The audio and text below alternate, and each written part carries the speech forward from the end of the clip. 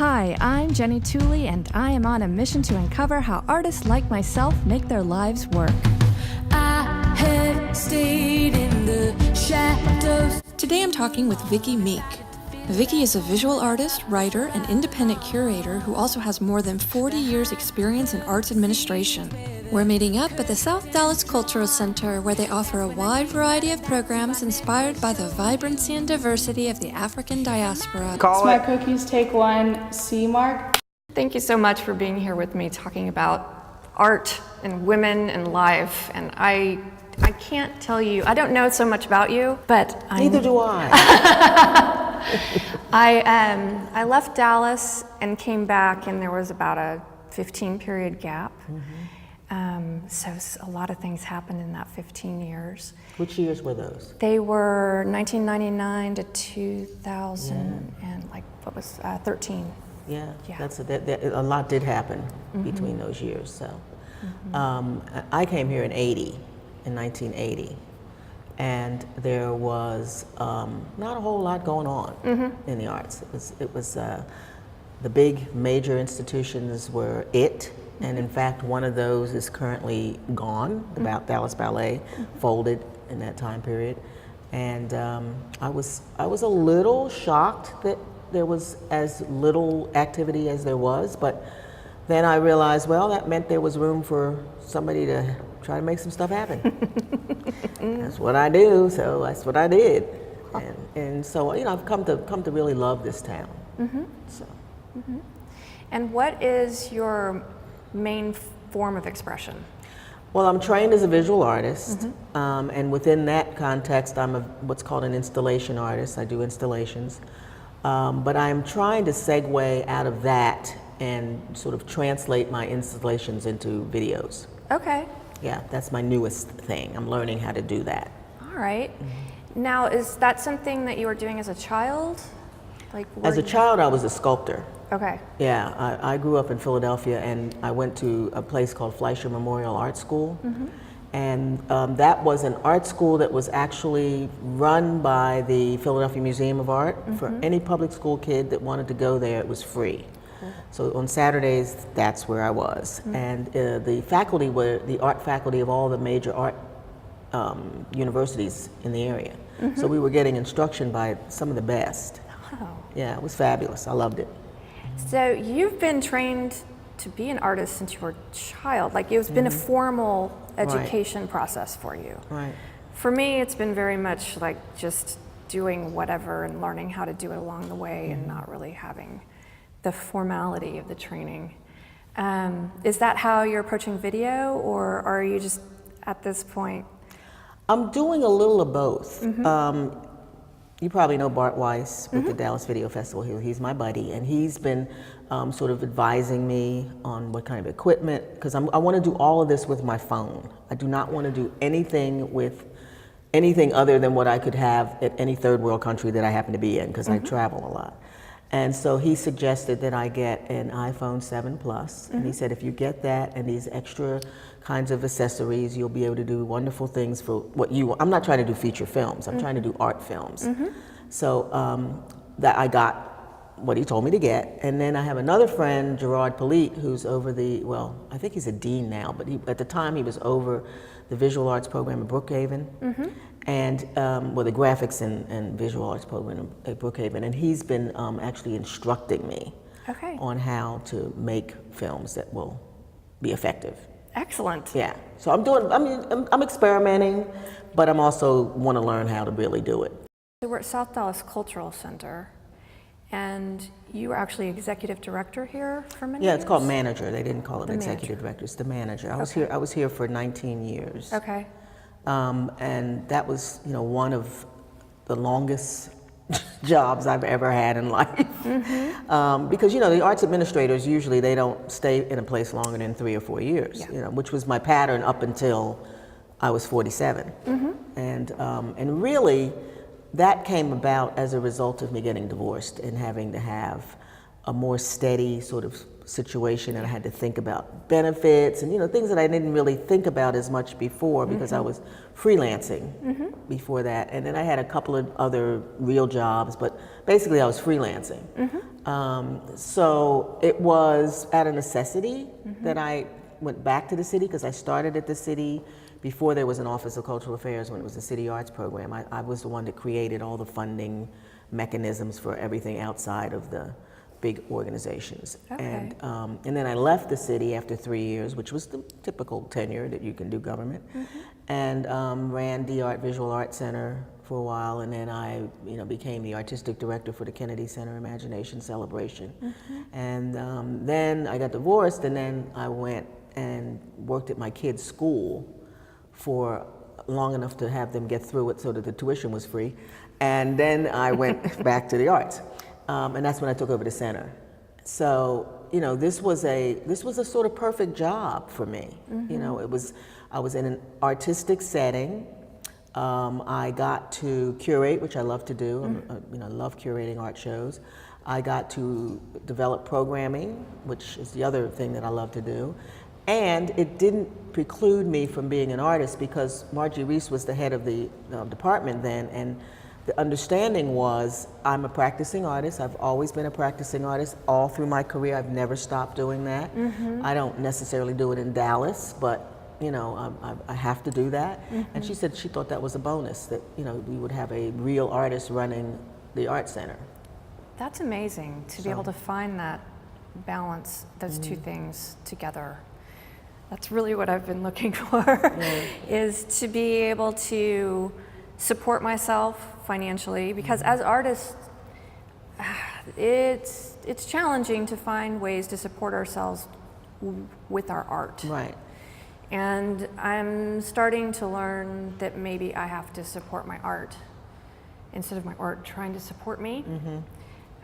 Still not quite. And that's actually a wise decision, because I've told many an artist who's, you know, debated whether or not they should be in academia or, I said, look, academia is an art killer. I'm just going to tell you. You know, I tried it for 4 years, and I didn't produce hardly any art when I was teaching art. For me, the balance was finding arts administration, which back in those days, like I went into arts administration in the 70s, before they had schools for it. So it was all artists. It was all of us were artists who were looking for other ways to make a living. And that was the beginning days of arts administration, and that's how I made my living from then on. And it works out because it doesn't drain the same energy that I have to use to produce art, but teaching does. That's interesting. It's the same well that you're pulling from. Yeah. So part of Smart Cookies is that I love baking, and I wanted to bake cookies for all of the lovely ladies that I'm interviewing. And we asked you what kind of cookie you liked, and you came back with a much different answer than I expected. And it was that you like Emmanuel's Earthly Goods chocolate chip vegan bars. And you told me exactly where to go to find them. At first I was like, okay. And then I got in my car and I went to find this fantastic place. Recipe. In Oak Cliff, in an area I'd never been in before in Dallas. I love exploring Dallas. And I drove south past the zoo in what is, I believe, formerly called a food desert down there. Yeah.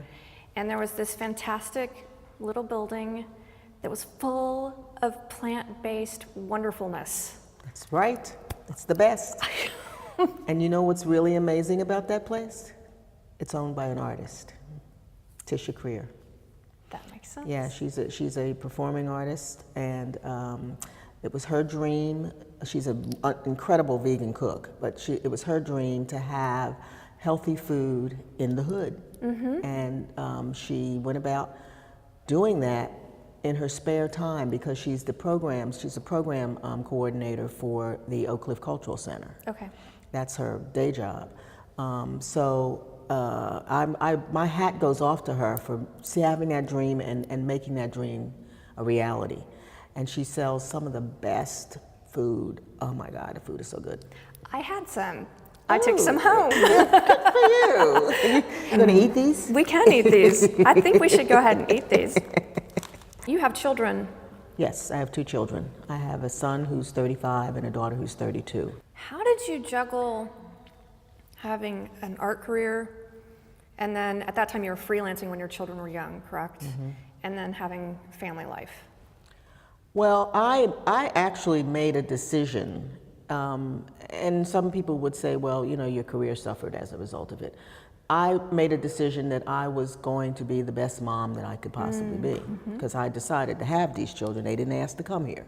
So that was the very least I could do for them. And so there was a lull in my career for probably about maybe 8 years. I had a mentor, Elizabeth Catlett, who once told me that, you know, you figure it out. If you want children, you figure it out. And I probably had the less amount of exhibitions during that 8-year period than I would have had. I didn't stop exhibiting. I still did shows, but I didn't do nearly as many as I would have done. And it was all worth it. I mean, you know, they're well-adjusted individuals, so they could have been crazy. Yes. And we talked a little bit about the different energy wells. And did you find that raising children drew out of, it's a creative energy well, I would say. Was that the same as the energy well that you make your art from? I don't think so, because my art didn't suffer when I had, you know, raising my kids was not what made my art suffer ever. It was the only thing that I ever pinpointed that I had a drain was teaching. So I have to say they actually energized my art, because it actually, having my son changed the art that I was doing. Because my work was always political, it was always social, you know, commentary, but it was more in your face. When he came, I started really exploring sort of this spiritual side of all of that. And the work now has that as a very, very strong element in it. So I can say that, you know, I think they were responsible for me having a much stronger aesthetic than I did prior to their birth. I was wondering if there's anything that you would like to talk about that we haven't covered yet. Well, I guess one of the things that I think we should talk about is the idea of women who are in the arts and you know, what roles we're playing in the arts these days.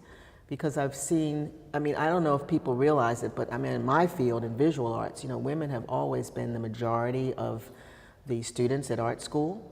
But yet, when you get out of art school, you find out that that doesn't mean a whole lot, because the opportunities for exhibitions are limited, and the roles that we ended up playing in many of the institutions tend to be lesser than, not the directors, not the curators, not the people who are running the show. And I mean, that's true of the visual arts, and I know that it's also true in, because I'm hearing all about it, film and in theater and dance as well. I mean, you know, we don't even talk about music because women are almost non-existent in that field as far as running stuff is concerned. You know, there are lots of women who will end up producing their own things so that they can get stuff done the way they want it done. But so I think that this is a very interesting moment in history in the arts in our country. The Me Too movement has brought a lot of attention to the whole idea of women empowerment, that the women's the women's rights movement did back in the 70s. But I think we still have a lot of work to do in terms of gaining real power in all of our disciplines. You've been at this for quite a while. How have you seen it change, or have you seen it change? Oh, sure, there have been changes. Now, you know, I'm one who's never satisfied with anything, so I still want to see way more changes than I've seen. You know, we've begun to see women moving into some positions of power. We've begun to see more women deciding on their own that we're just going to do this. You know, we're going to make this happen. I mean, this is a perfect example of that. Smart Cookies is a perfect example. We can't wait for somebody to give stuff to us. You know, we're going to either make it happen or we're not. You know, I just recently pulled together a group of black women who were complaining about what opportunities weren't there. And I'm like, you know what? If they're not there, you make the opportunity. So I created the Creative Black Women's Collective, which the whole goal is to support each other in the projects we want to see happen. And let's not complain about what's not happening. Let's just make some stuff happen. I love that. I'm all about making stuff happen. Yeah, I think that's the way it has to be. If we're gonna see real change, it's gonna be because I forget which particular civil rights leader it was, but one of them said something about, no one's gonna give you your freedom. You're gonna have to take that. And I think that that's true for women artists, is that we're going to have to make the opportunities for other women, and we're going to have to make the things happen that we want to see happen. Excellent. Thank you so much for being here with me today. It's been a gift to get to know you better and to hear about just everything that is you. There's just this halo, and I don't think it's the light behind you. I think there's actually this just wonderful halo around you. I came from heaven.